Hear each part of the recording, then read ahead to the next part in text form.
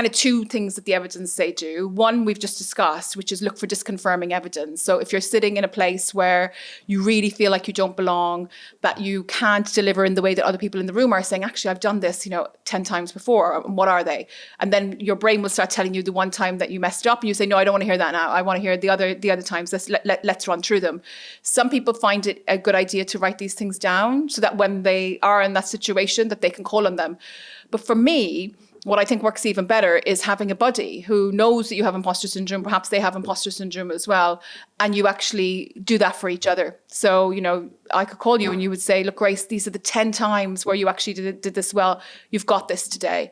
And I think what's really cool about literature on belief and overcoming imposter syndrome is that it doesn't matter whether it's you who goes to battle with yourself, which is really hard, or whether you have a friend who you really trust, who's the one who gives you the belief.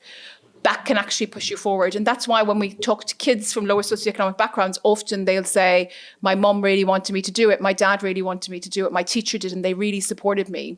Even when I didn't believe in myself, their belief is what pushed you through. So if you want to be successful, we've talked about networks, you should also have this kind of tight group of friends or your spouse or your parents who really believe in you and will pull you up when you're not believing in yourself. You spoke about a professor that was the opposite of that to you? Yes. That kind of yeah. almost derailed you before you even began?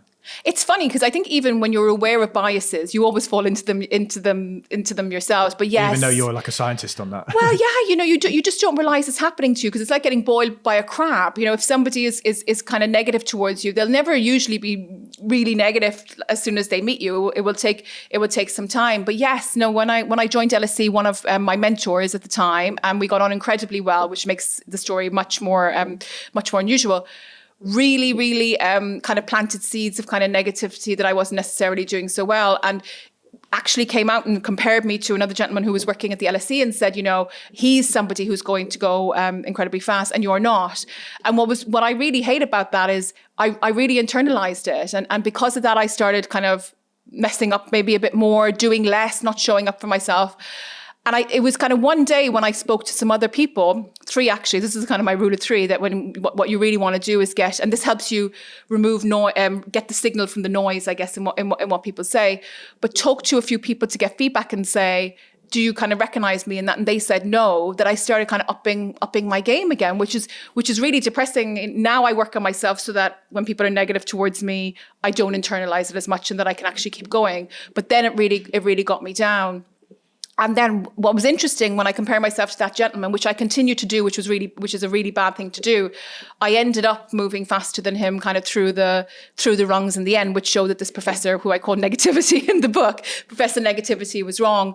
But for me, that's a lesson of who do you surround yourself with? Are they people who push you forward or kind of pull you back?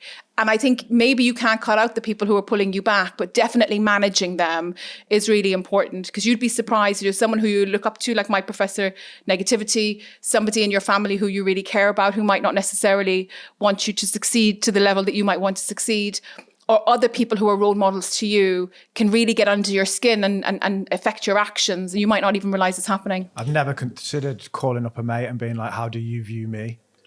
Like a melt. I think you should. like an emotional melt. No, but you should. Get it together, mate. Sort it out. Stop complaining about... Who are you? I don't recognise this guy complaining about prime drinks on his YouTube channel. Mate, you've got one of the biggest YouTube channels in the country. Stop being a melt. This is the coolest exercise you can do, though. You can email people who know you well and say, look, I really want to change some things for this new year.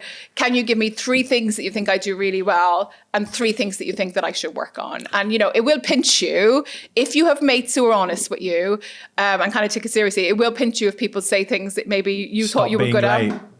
Maybe that's it. Show up on time. Stop being late. Everyone say that's all 3 of them. All the producers look at me like, yeah, T, stop being late. Do you talk to yourself ever? Do you give yourself words of affirmation? I ask because in I played basketball for my whole life, and I played in university teams, and times when we've lost in the final and I haven't had a good game, I really take it to heart, and then I don't want to talk to anyone. I get home, my partner's like, what's wrong? I'm like, we lost, don't talk to me for 3 days. And then until I get on the court again, I carry it with me. I'm like, oh, you need a good game to prove I need a good game to prove. So now Like sometimes it helps like you said, support. My teammates might be like, oh, look, dude, at halftime, they're like, dude, get your head in the game, man. Come on, you're better than this. And they'll be like, yeah, I'm better than this. But sometimes I just trash talk and I'm like, I score and I'm like, I'm that guy. I'm amazing. I'm the best. Yeah. So like, do you talk to yourself and be like, I'm the best. I can do this? Well, I'm going to start, because if that works for you, then I am. I'm going to go home and say I'm the tell best. yourself you're the best. But yeah, no, I do like mantras. So I think if things aren't working out, I write them on Post-its and kind of and stick them up. Which again is another way. Saying them is another way that has kind of been linked to getting people to move forward.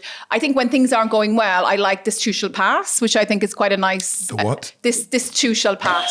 Thank you. I thought you were speaking French. I thought tu shall pass.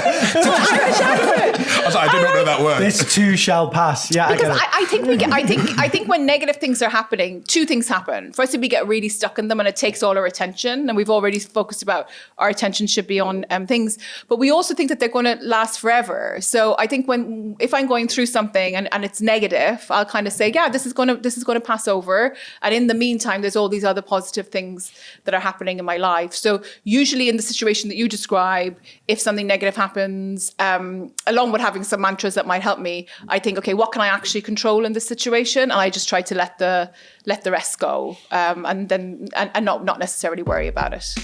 If, like me, you need to make big changes in your life, check out this episode with Dr. Grace Lorden.